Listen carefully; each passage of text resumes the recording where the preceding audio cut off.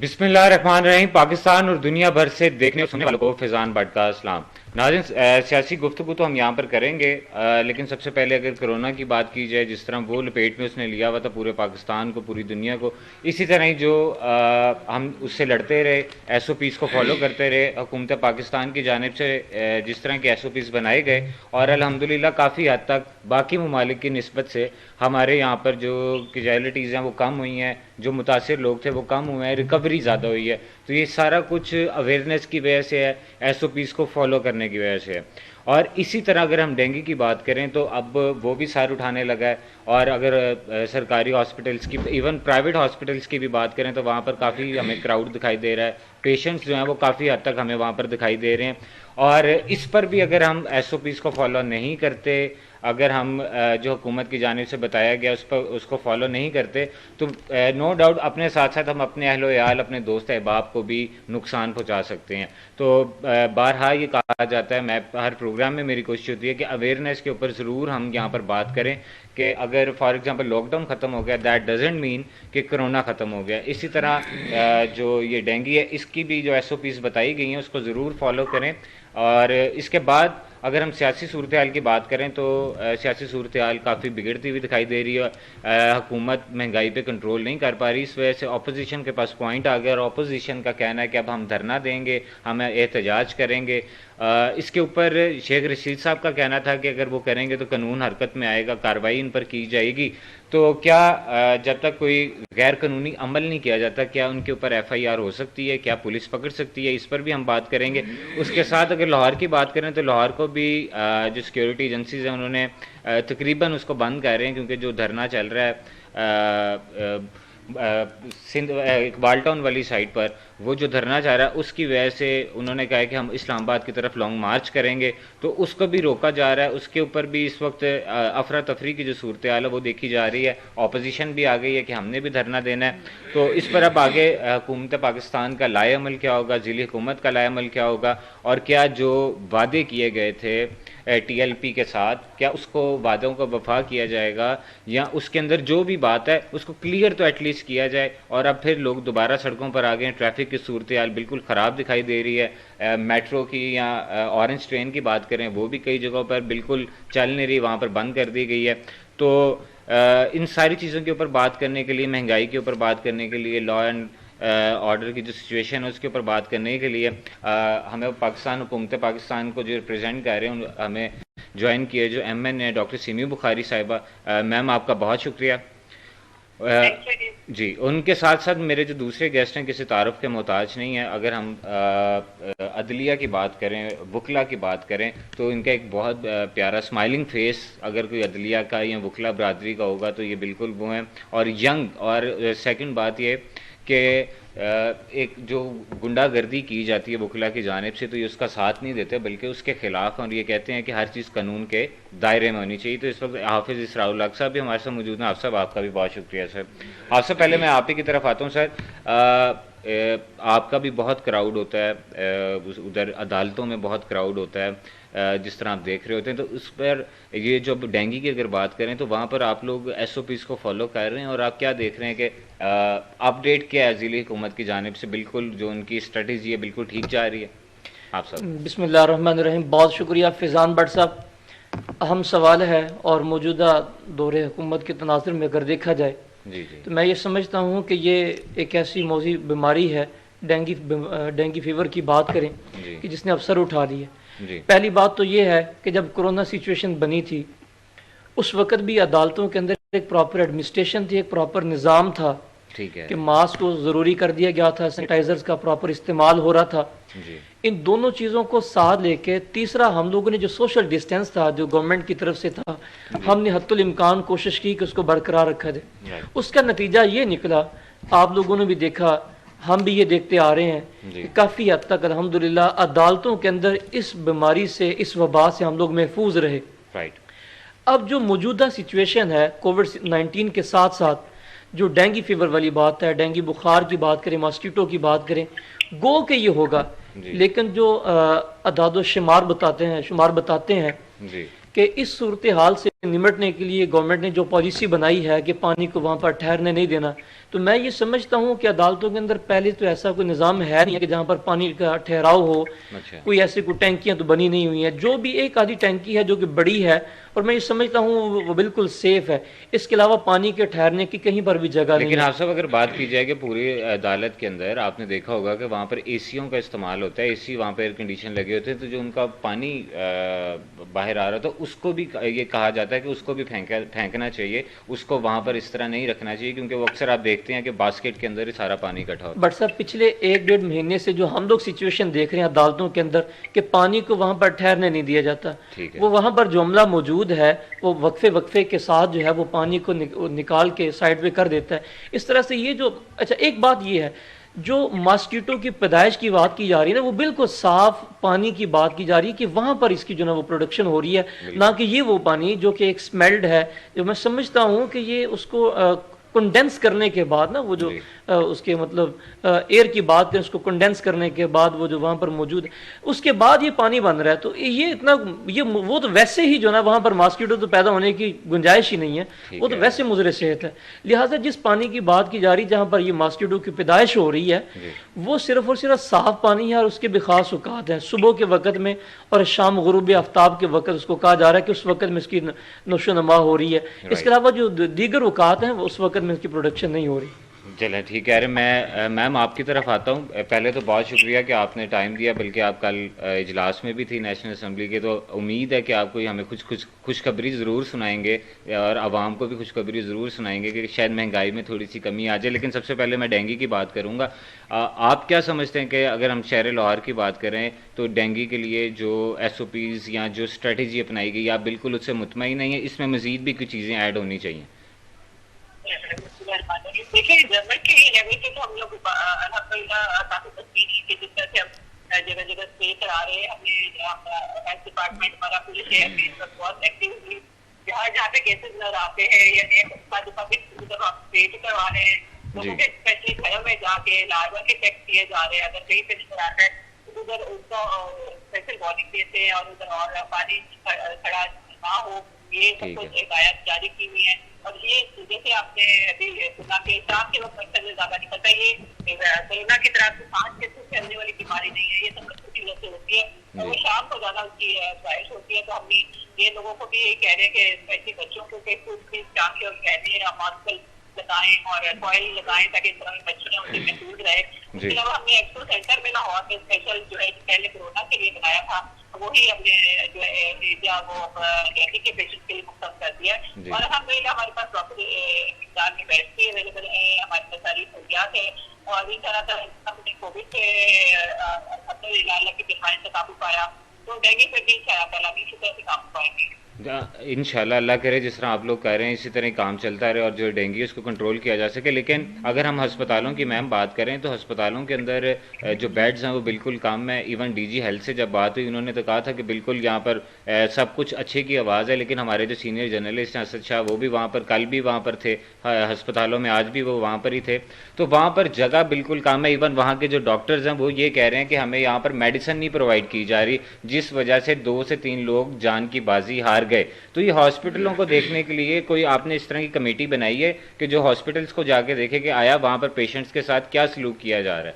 Ma'am जी बिल्कुल, हमारी जो है उन्होंने बाकायदा सबसे जैसे कंप्लेंट आना शुरू हुई है तो उसकी जो है ना वो डॉक्टर कर रही है, लोगों को रिपोर्ट किया है। और इसके अलावा जिस तरह बताया एक्सपो सेंटर में अगर बेड की कमी हो रही है तो एक्सपो सेंटर को हमने कंटेक्ट कर दिया डेंगू केयर के लिए और इन तरह किसी तरह की कोई कमी हो आप फौरन हमें कंप्लेन करें और हमें इंशाल्लाह इसको जरूर दूर करना है। इंशाल्लाह कोई आपको शिकायत नहीं मिलेगी। जी बिल्कुल आप ठीक कह रहे हैं। तो आप क्या समझते हैं कि इस काम के अंदर जो ब्यूरोक्रेसी है बिल्कुल हुकूमत का साथ दे रही है और बिल्कुल उनके साथ काम कर रही है?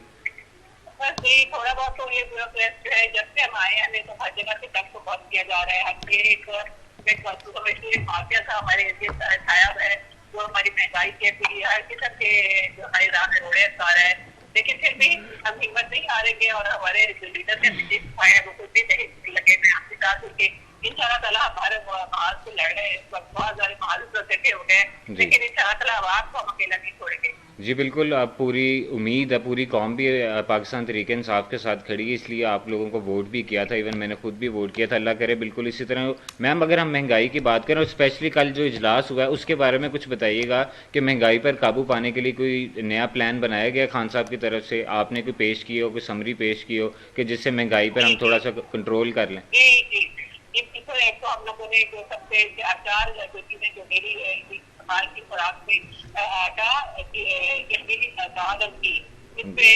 प्राइम मिनिस्टर साहब ने स्पेशल सब्सिडी देने की हिदायत कर दी है और नेक्स्ट मंथ से हम नवंबर से सारे स्टोर से भी। और ये जैसे चीनी को 90 से ले आए हैं, 90 से ज्यादा कोई बेचेगा तो उसको हमने जो है ना उसको इसके छापा मारेंगे, उसकी दुकानें की चीज करेंगे। और इसके अलावा हम 55 रुपए किलो पे और दाल और घी पे भी अपने घी में 50 रुपए किलो सस्ता कर रहे हैं। ये स्पेशल ऑर्डर साथ हम लोग फर्स्ट नवंबर से करा लागू हो जाएगा। तो इसके अलावा जो हमारे मसले हैं उनको करेंगे। आपको पता है कि इस वक्त पूरी दुनिया में महंगाई की दर आई हुई है और तेल स्पेशली जो है हम इम्पोर्ट करते हैं। हमारा तो जो है ना इम्पोर्ट बिल ही बहुत ज्यादा होता है क्योंकि हमने आज तक अपने लोकल वसाइल पे तवज्जो नहीं दी, ना हमने बिजली उसकी बनाई, ना हमने जो है अपने लोकल प्रोडक्शन की तरफ गए। हालांकि हमारे जुराफी मुल्क है लेकिन उसके बाद भी हमें जनता की इम्पोर्ट करनी पड़ती है। तो इसके लिए हम किसानों को बहुत सब्सिडी दी है जिससे किसान बहुत खुश है। हमने उनको अगर आगे सस्ता आटा भेजते हैं तो किसान को पीछे से जो है हमने 1900 मन के हिसाब से गन्ना उससे खरीदेंगे और वो क्योंकि उन्होंने स्टार्ट करनी छोड़ दी थी गन्ना की। बिल्कुल ठीक कह रहे हैं, ऐसे ही है। जी तो किसान किसी से भी पूछे फैसला वो भी बहुत कुछ है। आप उसको नजर रखते हुए उनको और बाकी नजर ऐसा किलो से जो है हमारी। जी अल्लाह करे बिल्कुल इसी तरह ही हो मैम। तो जिस तरह पेट्रोल की अगर प्राइस ऊपर जाती है तो हर चीज़ महंगी हो जाती है। हमारा जो रुपया है आलमी दुनिया में नो डाउट पेट्रोल की प्राइसेस बढ़ रही हैं, इस वजह से यहाँ पर भी उसके जो कीमतें हैं उसमें इजाफा हुआ है, लेकिन जो हमारा रुपये की जो वैल्यू है वो डिवैल्यू हो रही है। तो इसके ऊपर कोई प्लान बनाया गया है, कोई स्ट्रेटजी बनाई गई है? क्योंकि जिस तरह की टीम आपके पास है नो डाउट वो इससे पहले हुकूमतों के पास नहीं थी, तो हमारी रुपये की कदर को बरकरार रखने के लिए और वापस उसकी वैल्यू अप करने के लिए कोई प्लान किए गए हैं? जी उसमें भी बहुत गौर किया जा रहा है। तो IMF के पास हम जाना नहीं चाहते थे लेकिन हमें जाना पड़ रहा है और उनकी उन्होंने तो बल्कि हमें रोज तो आपने देखा होगा कि सुना होगा कि वो कह रहे हैं कि मनी लॉन्ड्रिंग केसेस जो है उनको फायर तकनीक जल्द पहुंचाएं क्योंकि सारी बाहर डॉलर बाहर गया। इसी तरह अफगानिस्तान जैसे हालात जैसे सब दिख रहे हैं तो डॉलर अफगानिस्तान जाना शुरू स्मगल होना शुरू हो गया। उसकी रोकथाम के लिए क्रैकडाउन शुरू किया, सबके से छापे मारे जा रहे हैं और $1000 से ज्यादा बाहर ले जाने की इजाजत भी नहीं दी जा रही क्योंकि जब उस पे जो है इसकी कमी होगी तो ज्यादा की वैल्यू बढ़ जाएगी, रुपए की वैल्यू गिर जाएगी। हम यही कोशिश कर रहे हैं बाहर से हमारे फॉरेन रिमिटेंसेस की अल्हम्दुलिल्लाह हमारे डिजिटल में पाकिस्तानी ओवरसीज काफी भेज रहे हैं और इस तरह हमारा खजाने में काफी इस वक्त हमारा फॉरेन रिजर्व जो है वो बढ़ना शुरू हुए हैं। लेकिन ऑफकोर्स थोड़ा टाइम लगेगा। एक तो हमारा कर्जों का जो बोझ है ना उसमें महंगे तरीन सूद वो हमको अदा करने हैं हर साल $10 अरब का। तो उस वजह से भी हमारा और डॉलर की वैल्यू जो है वो इम्पोर्ट बहुत कर रहे हैं। एक्सपोर्ट हमारी कम थी, जब इम्पोर्ट करते हैं तो हमें जाहिर है वो भी हमें डॉलर देते हैं उनको, तो जाहिर बाहर जा रहा है डॉलर। जब बाहर जाएगा तो जाहिर उसकी वैल्यू जो है वो कम होती जाएगी। हम कोशिश कर रहे हैं कि हमारी ज्यादा बाहर जाए, हमारी चीजें एक्सपोर्ट हो, हमें ज्यादा डॉलर बाहर से आए। तो इन काफी सारे इकदाम हम कर रहे हैं ताकि एक्सपोर्ट बेहतर करने के लिए कोई इंडस्ट्रीज के लिए इंडस्ट्रियल जो कम्युनिटी है, बिजनेस कम्युनिटी, उनके लिए आपको इस्लाहात ला रहे हैं ताकि वो ज्यादा से ज्यादा एक्सपोर्ट कर सके। जी बिल्कुल। एक तो जितना मैंने कहा है किसानों को अपने इंडस्ट्रीज जो है ना कुछ शोबे में है स्मॉल एंड मीडियम इंडस्ट्रीज को जो है बिजली की जो है बहुत ज्यादा सब्सिडी दे रहे हैं ताकि जाके कारखाने चले, जो कि बिजली ना होने के कारखाने और फैक्ट्रियां बंद हो चुकी थी। तो हमने देखा कितने सालों के बाद फैसलाबाद की इंडस्ट्री चल पड़ी है और हमें अल्हम्दुलिल्लाह बहुत से ऑर्डर्स आ रहे हैं यूके, यूरोप, अमेरिका से ऑर्डर्स आना शुरू हो रहे हैं। बांग्लादेश के मुकाबले में हमारी तरफ ज्यादा तो हमारी मॉडर्न प्रोडक्ट पूरी दुनिया में बहुत पसंद की जाती है। तो हमने इंडस्ट्री को एक बिजली का दे रहे हैं और इसके अलावा बिजनेस जो है ना फ्रेंडली हमारा ये पॉलिसी है। कॉस्ट ऑफ ये कहते हैं ना doing business, ease of doing business जो है हमारा रेट काफी ऊपर पूरी दुनिया से पहले बहुत नीचे था, वो ऊपर जा रहा है क्योंकि हम लोगों को बैंक में अकाउंट खोलने, बिजली के मीटर लगवाने, हर चीज में लोगों को बिजनेस में सहूलियात दे रहे हैं। जी, चले अल्लाह करे, बिल्कुल आप साथ रहिएगा। मैं आप सब आपकी तरफ आता हूँ। आप सब, अब आप जिस तरह ये मैडम ने बताया, जिस तरह वो चीज़ें बता रही हैं कि रोज़मर्रा की जो खाने पीने की एशिया हैं, उनका जो रेट्स हैं, जो कीमतें हैं, उनको नीचे लाया जा रहा है। जिस तरह उन्होंने चीनी की बात की है कि वो 90 तक भी आ रही है, और जो महंगी चीनी बेचा करेगा उसको पकड़ लिया जाएगा, और इस तरह जो बाकी चीज़ें हैं वो भी नीचे आ रही हैं। तो आप क्या देखते हैं कि जो वादे किए जा रहे थे वो बिल्कुल वफा हो रहे हैं? अब तो आपको कोई हुकूमत वक्त से कोई मसला तो नहीं आप साहब, या नहीं, अभी और हमें कोई उम्मीदें? क्योंकि इस वक्त हुकूमत वक्त को जो रिप्रेजेंट कर रही हो हमारे साथ हैं, आपने अगर कोई मशवरा भी देना हो, कोई चीज़ खान साहब तक भी पहुँचानी हो, तो इस वक्त ये अच्छा मौका है हमारा। मैं बहुत शुक्रगुजार हूँ आपका कि आपके तवस्सुत से मैडम से बात हो रही है। जी, पहली बात तो ये है कि देखिए, इंतज़ामिया जो है ना, किसी भी मुल्क की उसकी इकॉनमी को बेहतर करने के लिए, उस मुल्क को अपग्रेड करने के लिए, उस मुल्क को तरक्की की राह की तरफ लेके जाने के लिए अहम किरदार अदा करती। बिल्कुल। मैं ये समझता हूँ कि खान साहब ने जो वादे किए थे, अभी जो उन्होंने मुझे बात बताई, खैर मुझे ये बात सुन के थोड़ी तकलीफ इसलिए हो रही है, मैं किसी पार्टी का ना तो हामी हूँ ना किसी पार्टी के खिलाफ हूँ, अलबत्ता जो भी अच्छा काम करता है उसका सपोर्टर मैं ज़रूर हूँ। मैं इमरान खान साहब को भी सपोर्ट करता हूँ, उनके अच्छे काम की वजह से उनकी पार्टी को भी सपोर्ट। अब बात यह है कि पहले तो खान साहब ये कहते थे कि मैं IMF के पास नहीं जाऊंगा, मैं किसी के पास नहीं जाऊंगा। जाना पड़ गया तो फिर क्यों ये वक्त से पहले ही ऐसे अल्फाज अदा कर दी जाते हैं जिसकी वजह से बाद में शर्मिंदगी उठाना पड़े। तो ऐसे अल्फाज से खान साहब को एक तो अवॉइड करना चाहिए। दूसरी बात यह है कि महंगाई को कंट्रोल करना, मैं ये समझता हूँ कि मुश्किल काम नहीं है, लेकिन यह है कि इस मुल्क पाकिस्तान में जो पार्लियामेंट्री निज़ाम चल रहा है, इस निज़ाम के साथ इस मुल्क को चलाना बहुत मुश्किल, क्या इंतहाई मुश्किल तरीन काम है। जी। एक तो मैं ये कहूँगा इनके तवसत से कि खान साहब बेहतर है, वो एफर्ट भी कर रहे हैं, इसमें जो है ना वो प्रेसिडेंशियल फॉर्म ऑफ गवर्नमेंट आ जाए। जब तक सदारती निज़ाम इस मुल्क में नहीं आ जाता, इस मुल्क का निज़ाम बेहतर नहीं हो सकता, हम कुछ भी कर लें। यहाँ पर जो भी पार्टी मौजूद है, मैं बड़ी माजरत के साथ ये बात कहूँगा, वो ज़ाती मफाद की जंग लड़ रही है। शायद कि वो खान साहब नहीं लड़ रहे, कोई सोल पर्सन हो सकता है, कोई मैडम भी हो सकती हैं, कोई चंद एक चीदा चीदा लोग हो सकते हैं, दूसरी अपोजिशन के अंदर भी चंद एक लोग हो सकते हैं जो मुल्क के साथ मुखलिस हैं, मुल्क की तरक्की और खुशहाली के लिए काम करना चाहते हैं। लेकिन जो हत्तुल इम्कान देखने में आ रहा है कि अपोजिशन भी अजीब किरदार अदा कर रही है और जो गवर्नमेंट है वो उससे भी ज़्यादा अजीब किरदार अदा कर रही है। इन दोनों को सर जोड़ के बैठना होगा, मुल्की मफाद को मुकद्दम रखते हुए काम करना होगा, मुल्क को तरक्की की तरफ लेके जाना होगा। जो टैलेंट यहाँ पे छुपा हुआ है उसको सामने लेके आना होगा। अब मैं एक बात कहता चलता हूँ, डॉक्टर अब्दुल कदीर खान की, उन्होंने कहा मुझे सिर्फ एक ही अफसोस है, ये मैडम ने भी सुना होगा, आपने भी सुना होगा, हर बंदे ने सुना है, उन्होंने कहा मुझे सिर्फ एक ही अफसोस है कि मैंने इस मुल्क और कौम के लिए क्यों काम किया, मुझे सिर्फ इस बात के ऊपर अफसोस है। खान साहब इस मुल्क के लिए कुछ करना चाहते हैं, हम उनकी नीयत के ऊपर शक नहीं कर रहे, लेकिन यह है कि वो इस निज़ाम के साथ चल नहीं सकते। लिहाजा मेरी इनके तवस्सुत से सिर्फ ये दरख्वास्त होगी कि खान साहब से कहें कि प्रेसिडेंशियल फॉर्म ऑफ गवर्नमेंट की तरफ जाएं। इस मुल्क को अगर आप लोग अपलिफ्ट करना चाहते हैं, लिहाजा इस निज़ाम के साथ ये मुल्क ठीक नहीं होता, मुझे दिख रहा। हाँ साहब, आप बिल्कुल ठीक कह रहे हैं, लेकिन अगर खान साहब यही सिस्टम के साथ ना आते तो पिछली दफ़ा जब वो अपनी पार्टी के मेंबर्स के साथ आए थे तब तो लोगों ने उन्हें वोट ही नहीं इतना किया। आप लोग उन्हें तब वोट करते तो वो बिल्कुल अपने बंदों के साथ मिलके अपनी टीम के साथ वो कुछ काम करते। अब तो कोलेशन बाकी जो पार्टीज़ हैं उनके साथ है, पुरानी पार्टीज़ के मिनिस्टर्स उनके साथ हैं, तब जाके अवाम ने वोट दिया। तो ये एक ज्यादती तो हुई थी फिर खान साहब के साथ। नहीं, एक बात सुने, आपको याद होगा कि इंडिया के अंदर भी एक बार ऐसा हुआ था कि जब वो इक़्तिदार में आए थे तो जो दूसरी अपोजिशन थी, बल्कि उनके अपने जो मतलब क्या MNAs और MPs थे, वो उनको काम करने नहीं दे रहे थे जी। तो फिर उन्होंने क्या किया, रिजाइन कर दिया फौरी तौर पे। उन्होंने कहा कि जनाब आप मुझे अगर हुकूमत में लेके आना चाहते हैं, इक़्तिदार में लाना चाहते हैं, तो मुझे अक्सरियत के साथ लेके आए। इनके साथ जितनी भी पार्टीज की बात करें, उन्होंने कोलैबोरेट किया, इनके साथ चल रही हैं।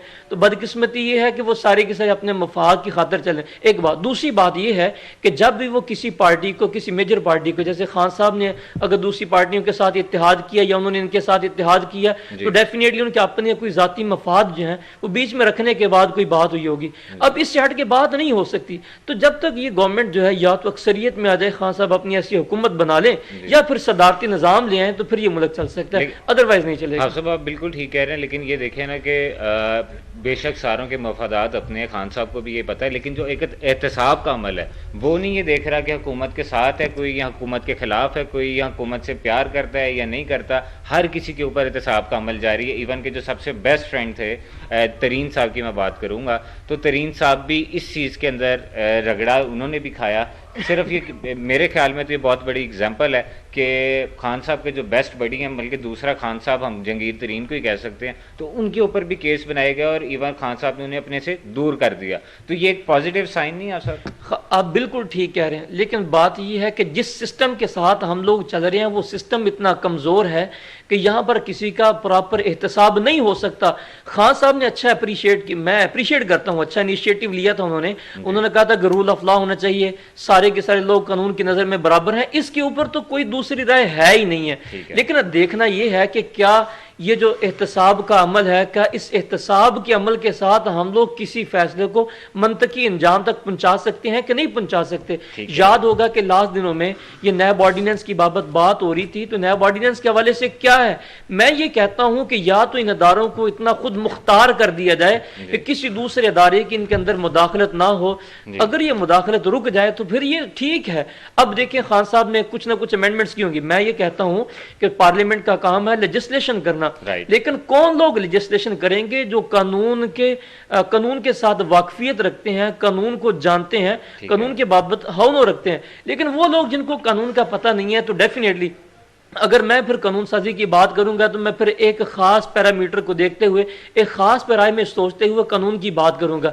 जब वहां पर एक्सपर्ट्स बैठे होंगे, कानून की बात करेंगे, लेजिस्लेशन प्रॉपर होगी, इन्वेस्टिगेशन का प्रॉपर अच्छा होगा प्रोसीजर, उसके बाद फिर ये मंतकी निजाम। आप देखिए, मुझे बताएं कि कितने नैब के शुरू किए हुए फैसले जो है अभी तक हो चुके हैं। मैं कहता हूं कि ठीक है, होना चाहिए, अदारे खुद मुख्तार हों, काम भी करें, लेजिस्लेशन भी हो, लेकिन ये इतने खुद मुख्तार हों और इतने इफेक्टिव हों कि इनको मेरे ख्याल में किसी दूसरे से कोई इमदाद लेने की जरूरत ना पड़े। इसके ऊपर काम कर लें। मैडम को मैं यही कहूंगा, आप बिल्कुल ठीक कह रहे हैं। मुझे एक एग्जांपल याद आ गई कि खुर्शीद साहब को आपको पता होगा कि उन्हें जमानत मिल गई, आज मिल गई है। बिल्कुल जमानत मिल गई और शहबाज शरीफ साहब ने उन्हें मुबारक दी है। और वो ये भूल गए हैं कि उनके दौरे हुकूमत में शहबाज शरीफ साहब की हुकूमत ने ही खुर्शीद साहब पर केस किया था, और आज वो उनको कुछ मुबारक दे रहे हैं कि आपको जमानत मिल गई। बिल्कुल ठीक कह रहे हैं। मैम आपकी तरफ आता हूँ। मैम, एहतसाब का अमल ये प्लीज़ ज़रा बताइएगा, एहतसाब का अमल बिल्कुल बेबाक रहेगा, कोई ये तो नहीं देखा जाएगा कि हुकूमत के साथ है या हुकूमत के साथ नहीं है, और आप किस तरह देखते हैं कि एहतसाब का अमल जो एक शिकंजा है, इसको मज़ीद सख्त आगे किया जाएगा? जी बिल्कुल, आप जैसा कि हम चाहते हैं कि आज़ाद इदारा है, और इसके अलावा जैसे हम तो यूँ समझते हैं कि आज़ाद हैं, और कुछ फैसले हालांकि जो है वो इस तरह से आ रहे हैं कि हमें कुछ होने लगती है नाउमीदी थी कि जिन लोगों के इतनी बड़ी बड़ी करप्शन में नाम आते हैं वो आज़ाद घूम रहे हैं और अपने उनको बेच भी मिल जाती है। तो खैर एनीवे, वो खान साहब का तो हमारा विजन यही था कि करप्शन का खात्मा, एहतसाब करने, जिन लोगों ने इस मुल्क की दौलत के बाहर पहुंचाई उनको इंजाम तक पहुंचाने, तो उसमें हमें तो कोई दो राय नहीं है इसमें, लेकिन अब नैब भी आजाद है, क्या भी अब हमें हमारा काम है, जैसे कि अभी बता रहे हैं कि लॉयर जो है, जैसे कह रहे हैं कि जुडिशियल रिफॉर्म लेकर आती है। असल में मसला ये है कि आप लोग जब हमारी पार्टी जब भी इसकी रिफॉर्म की तरफ आती है तो हमें इसके हमारी दूसरा तो हमें हमेशा राहत का सामना करना पड़ता है अपोजिशन को, क्योंकि उन लोगों के केसेस इतने फंसे हुए हैं, वो नहीं चाहते कि ये केसेस खत्म हो और इसमें जुडिशियल रिफॉर्म हो। तो इस वजह से मामला वही कभी रह जाता है। और इनकी बात कुछ वजह है कि एक प्रेसिडेंशियल निजाम महसूस करता है, लेकिन उसमें बहुत अभी उसमें भी बहुत सराहनीय है। उनके जो ऑप्शन है उसको लाने के लिए वो भी अभी देखिए बारह पे और हुआ, लेकिन अभी तक कोई इस पे हाथी फैसला नहीं हुआ। अल्लाह करे जो हमारे मुश्किल बेहतर हो वही हो, क्योंकि खास सबका नीयत यही है कि पाकिस्तान को खाली की तरफ जाए, आवाम के लिए अच्छे फैसले करें, अच्छी कानून साजी हो। लेकिन ऑपोजिशन सब बहुत साथ लाने की कोशिश करते हैं। पहले देखिए जब खान साहब आए थे एज ए प्राइम मिनिस्टर, जाके उन्हें हाथ मिलाया लीडर ऑफ ऑपोजिशन से बातचीत से, लेकिन उन्होंने आपने देखा कि पहले दिन ही खुद को तकरीर कर ली जब खान साहब खड़ी आवाज सुनाई नहीं दे रही थी। पहले दिन से इन्होंने हमें इस तरह से तंग किया। आज तक की हमारी हर दूसरी पार्टी का नुमाइंदा बोलते हैं, फिर वॉकआउट कर जाते हैं, अपनी बातें मजबूरी मनवाते हैं। लेकिन हम भी हम लगे रहे कि इंशाल्लाह ताला, और देखिए ऐसा ऐसा निजाम में देते तो आएगी इंशाल्लाह। जी बिल्कुल, आप ठीक कह रहे हैं कि रिफॉर्म्स लाने के लिए जो अपोजिशन है उसको भी साथ बैठना चाहिए। लेकिन मैम, इसमें मासूमाना सा सवाल मेरा ये है कि जब किसी की सरकारी बंदे की मुद्दत मुलाजमत में इजाफा करना हो तो सदारती ऑर्डिनेंस आ जाता है। तो इसी तरह महंगाई को कंट्रोल करने के लिए, चोरों को पकड़ने के लिए रातों रात सदारती ऑर्डिनेंस हम क्यों नहीं लेकर आते? और सेकंड ये कि पंजाब असम्बली के अंदर कभी अपोजिशन इकट्ठी नहीं हुई, लेकिन लास्ट टाइम जब सैलरीज की बात थी तो बिल्कुल हुकूमत और अपोजिशन इकट्ठे थे इस चीज़ के ऊपर कि सैलरीज मेंबर्स प्रोविजनल असम्बली की बढ़नी चाहिए। तो आप नहीं देखते कि जब अपनी हुकूमत चाहे तब तो ऑर्डिनेंस आ जाता है, लेकिन महंगाई और ये चोरों को पकड़ने के लिए बहुत मुश्किल का सामना करना पड़ रहा है। जी आपने बिल्कुल ठीक कहा। मैं ऑपरेशन के बारे में यही कहूँगी कि जब जहाँ हमको अपनी लेते नजर आती है हुकूमत के साथ मिल जाते हैं, स्पेशली जहाँ पे केस ऑफ आदमी स्टाफ का नेशनल असेंबली में जब एक्सपेंशन की बात हुई तो सारा कहा इतराज नहीं किया। लेकिन इसका जब हम बात करते हैं सेटअप की बात, जब हम ब्लैकलिस्ट होने लगे था, पाकिस्तान होने लगा था, तो इन्होंने हमारा साथ दिया, हमें ऑर्डिनेंस लाना पड़ा क्योंकि ये मनी लॉन्ड्रिंग के बिल किसी के बिल को हमें अपोज कर रहे थे, लेकिन हमने बड़ी मुश्किल से फिर ऑर्डिनेंस लेकर आए। हाँ जी बिल्कुल ठीक कह रहे हैं कि महंगाई के ऊपर भी, लेकिन हमने जो है कोशिश चाहिए कि ज्यादा से ज्यादा हम लेजिस्लेशन करें और ऑर्डिनेंस सबसे कम लेकर आए। और महंगाई पे तो ऐसा है हम बताया खान साहब ने अभी एडवाइस दे दी है और इंशाल्लाह आप देखिएगा एक हफ्ते के अंदर आपको नया चीजों में कमी नजर आएगी प्राइसेस में इंशाल्लाह ताला। मैम ये हम तो मान लेंगे, मीडिया भी मान लेगा, आवाम भी मान लेगी, लेकिन ऑपोजिशन बिल्कुल भड़क चुकी है और वो सड़कों पर आने लगे हैं। तो आप क्या समझते हैं कि इससे सिस्टम खराब होगा? आप लोगों का कोई प्लान उनको मनाने के लिए, कोई टीम तश्कील दी है कि जाके उन्हें मनाया जाए? जी अभी तक तो कोई टीम तश्कील नहीं दी। उनका ये जमहूरी हक है जिसका हम लोग जो अपोजिशन में थे हमने भी रखे थे एहतजाज किए, लेकिन एक तमीज के दायरे में पूरा तरीके से रहते हुए अगर ये करें में कोई साफ नहीं। लेकिन इनको ये जान लेना चाहिए कि इस वक्त हम जो है जानबूझ के महंगाई नहीं करे, पूरी दुनिया में महंगाई है। कोविड की वजह से तो और ज्यादा मुश्किल कर रहे हैं। पूरी देश और यूरोप से यूके कनाडा में होके आई पेट्रोल की लाइनें लगी हो और इतना महंगा है, लेकिन मिसाल है कि वहाँ का मीडिया बोले, वहाँ का कोई बिल्कुल ठीक कह रहे हैं, क्यों तो रियलाइज करते हैं। हमारा एक तो ये जो है ना ऑपोजिशन जो है वो प्रोपेगेंडा बहुत चलने में, क्योंकि मसला वही है कि उनको एनआरओ चाहिए। जब हम ये बात करते हैं तो माइंड करते हैं एक्चुअली अगर उसको केसेस बंद कर देते हैं तो ये मैं यकीन चाहिए एक बंदा नहीं निकलेगा।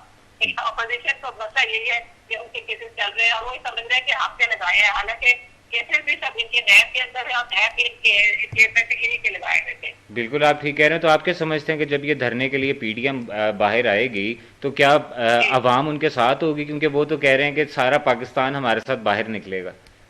ये देख लेंगे, अगर अवाम ये चाहती है कि इनके साथ निकले तो बिस्मिल्लाह। हम तो अवाम के दोनों पे ही आए थे, ये इलेक्शन देख लेंगे, अवाम किसको चाहेगी उनको ले आएगी, हमें कोई इससे मसला नहीं। वहाँ साहब के साथ है सारी कारीगर खाली हो जाए, मुझे कोई मसला नहीं। मैं तो अवाम के लिए निकला था और अवाम के साथ खड़ा हूँ। अगर अवाम इनके साथ समझती है कि ये बेहतर है तो जैसे की चॉइस है अवाम की, जाहिर है ये एक जमहूरी माहौल मुझे उसी तरह से होता है। तो अगर ये निकलते हैं पूरा तरीके से तो हमें कोई मसला नहीं, पूरे हम इनको नहीं रोकेंगे।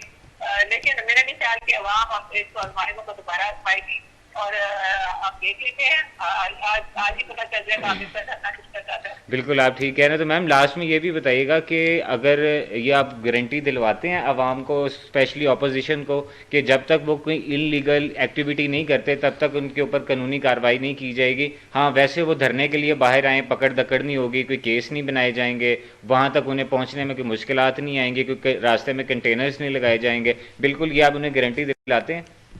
ये आप देख लीजिए, आपको आज भी नजर आ रहे हैं, हमने कई इस्लामाबाद सारी जगह खुली है, लेकिन ये है कि लोगों को तकलीफ ना हो, एम्बुलेंस वगैरह ना रुके और लोगों को आप इख्तिलाफ ना पेश आए। तो इसके लिए हमें थोड़ा इधर उसको करना पड़ेगा, लेकिन हम रुकावट किसी की कोई नहीं डालेंगे, कोई पकड़ सकता, कोई क्रैक डाउन नहीं होगा। जी ठीक कह रहे हैं। और मैम जो आज लाहौर में ये टीएलपी की जानिब से जो धरना दिया जा रहा है, तो इसमें अगर ऑपोजिशन भी उनके साथ जाके मिल जाती है, बजाय कि उन्हें ठंडा करने के, अगर वो उनके साथ मिल जाती तो आप नहीं समझते कि अफरा तफरी का काम शुरू हो जाएगा? और जो आप लोग एक काम कर रहे हैं कोरोना की सिचुएशन के अंदर, डेंगू की सिचुएशन के अंदर, तो मजीद मुश्किलात आपके लिए होंगी। और यही कोई डेलीगेशन अगर उनके पास जाके उन्हें मना ले तो ये सारे जो प्रॉब्लम्स है इनको सॉर्ट आउट हो जाएंगे ईजीली। देखिए टीएलपी के लिए तो हम तैयार हो रहे हैं, इसके साथ हम डेलीगेशन भेज के, क्योंकि इस वक्त कोरोना की सूरत से आदमी को गौर करना चाहिए कि दोबारा से वो वेव ना आ जाए, क्योंकि अल्लाह से काफी हद तक कमी आ चुकी है। तो उनको इस तरह का जब बैठे और इस तरह का जो है ना मजबे इकट्ठे करनी नहीं चाहिए।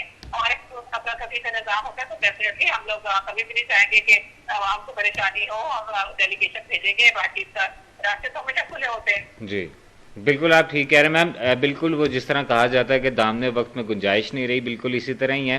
तो लास्ट में आप कोई एक होप वाला मैसेज लोगों को देना चाहें, पूरी दुनिया इस वक्त पाकिस्तान पूरा आपको देख रहा है, तो वो इस वक्त एक अच्छी पॉजिटिव उम्मीद चाहिए लोगों को, बिल्कुल वो आप लोगों के साथ है। तो लास्ट में कोई वन लाइन मैसेज आप देना चाहें पब्लिक को? बस मैं यही कहूँगी कि आवाम जो है ना वो इस वक्त बहुत मुश्किलात है, हम सब एहसास है हमें कि मुश्किल वक्त में कौमों को कुर्बानी देनी पड़ती है। इस वक्त वाकई बहुत मुश्किल वक्त था और 5 साल पहले हुकूमत तो आई तो खजाना खाली और बहुत कर्जों के बोझ हैं। जब किसी भी घर पे कर्ज आ जाए तो सब मिलकर कुर्बानी देते हैं और उस पे से कोविड का बीमारी भी आ गई तो बहुत मुश्किलात का वक्त है। इस अल्लाह ताला की मदद चाहती है तो हम आवाम को साथ नहीं छोड़ेंगे और आवाम को अल्लाह ताला हमारे साथ मिलकर मुश्किलों से निकालेगा।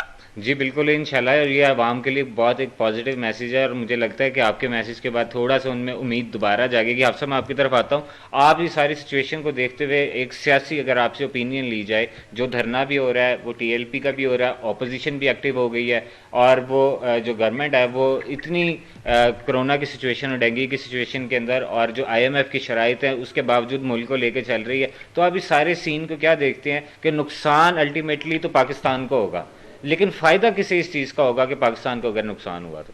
पहली बात तो ये है, मैं सिर्फ इतनी सी बात कहूँगा कि गैरों के हाथों में ना खेलें, बल्कि मुल्की मफाद को मुकद्दम रखते हुए सोचें। ये अपोजिशन भी इकट्ठे हो, ये गवर्नमेंट में भी मिल के बैठें और मिल बैठने के बाद इन मसाइल का हल निकालें। ये जो क्राइसिस चल रहे हैं, ये महंगाई है, ये करप्शन है, ये कुछ भी है, मुल्की मफाद को मुकद्दम रखते हुए मिल बैठें और एक दूसरे के साथ मिल बैठ के इसका हल निकालें, ना कि एक दूसरे के लिए परेशानी का। बिल्कुल आप ठीक कह रहे हैं। और अगर आपसे मासूमाना सा सवाल ओपिनियन ये है कि अगर क्योंकि पॉलिटिशियंस तो बिल्कुल कुछ काम नहीं कर रहे, जिस तरह आप भी कह रहे हैं बाकी भी, तो क्या जस्टिस रिटायर्ड साकिब निसार साहब को अगर वजीर आजम लगाया जाए तो आपके समझते सब कुछ ठीक हो सकता है? नहीं, जब तक वो इधर जुडिशरी में थे, अगर उन्होंने सारा सिस्टम ठीक कर दिया तो आप उधर भी ला के देख लें। जी हाँ सर, यही आपकी बात है कि आप एक जो साचो से एक्सेप्ट करते हैं। मैम आपका बहुत शुक्रिया टाइम देने के लिए। आप सब आपका भी बहुत शुक्रिया सर टाइम। नाज़रीन, यहाँ पर हमने कोशिश की कि पाकिस्तान को जो दरपेश मसाइल और वसाइल हैं पाकिस्तान के, उसके ऊपर बात कर सकें। ये एक बहुत बड़ी खुशखबरी दी है मैडम सिमी बुखारी साहिबा की जानिब से कि जो चीनी के रेट्स हैं, रोज़मर्रा खाने पीने की एशिया, उसके रेट्स बिल्कुल कम कर दिए जाएंगे और जो लोग महंगी चीज़ें बेच रहे होंगे बिल्कुल वो ये जान लें कि कानून उनके खिलाफ सख्त हो जाएगा, गिरफ्त सख्त हो जाएगी और जो ये मुल्क की सूरत हाल है वो जल्द ठीक होगी और जो हमारी एक्सपोर्ट्स हैं वो भी जल्द बढ़ेंगी इंशाल्लाह ताला। दुआ यही है कि जिस तरह के दावे किए जा रहे हैं अल्लाह करे बिल्कुल इसी तरह हो, क्योंकि पाकिस्तान को ऊपर आना चाहिए, पाकिस्तानी कौम को ऊपर आना चाहिए। आज तक के लिए अपने होस्ट फैज़ान भट्ट को इजाज़त दीजिए, कल आपकी बात के साथ दोबारा हाजिर होंगे। तब तक के लिए अल्लाह निगहबान, अल्लाह हाफिज़, पाकिस्तान जिंदाबाद।